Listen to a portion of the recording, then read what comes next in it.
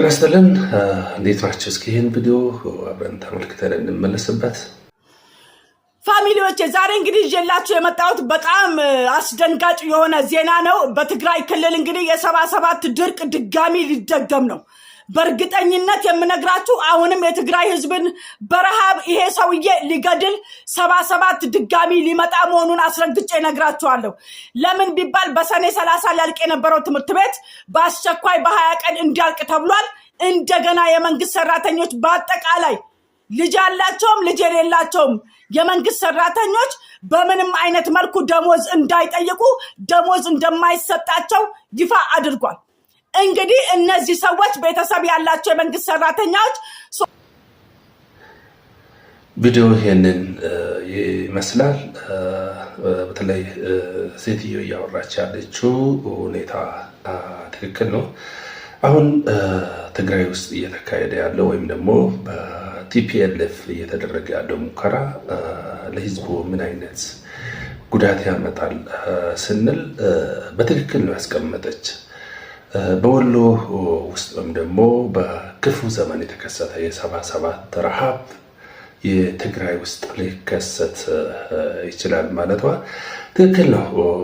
ከዚህ በፊት እንደሚታወቀው ጦርነቱ እንደነበረ በዛ ጦርነት ምክንያት በርካታ ወጣቶች እጃቸውን፣ አይናቸውን፣ እግራቸውን ያጡበት ሁኔታ በዛው ልክ ደግሞ በጣም ሂውጅ ወይም ደግሞ በጣም ትልቅ የሆነ ንብረት የወደመበት ሁኔታ እንደነበረ አሁን የቅርብ ትውስታችን መሆኑ ይታወቃል። ይሄ ሆኖ እንዳለ አሁንም እንደገና የትግራይ ወጣትን የትግራይ እናቶችን ለማስለቀስ ወጣቱን እንደገና ለማስጨፍጨፍ ወይም ደግሞ ለማስጨረስ ወደ ጦርነት መሄድ ማለት በጣም ያሳዝናል። እኛም እንደ ዜጋ ይህንን መቃወም አለብን። በተለይ ደግሞ የትግራይ ወጣቱ ዝም ማለት የለበትም።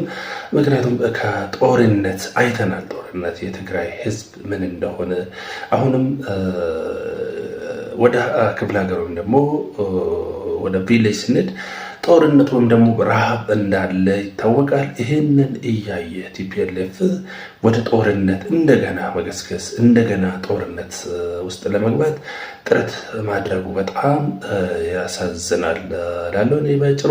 ምክንያቱም እንደ ዜጋ የዜግነታችን ግዴታ መወጣት ስላለብን ነው ይህንን ቪዲዮ የሰራሁት።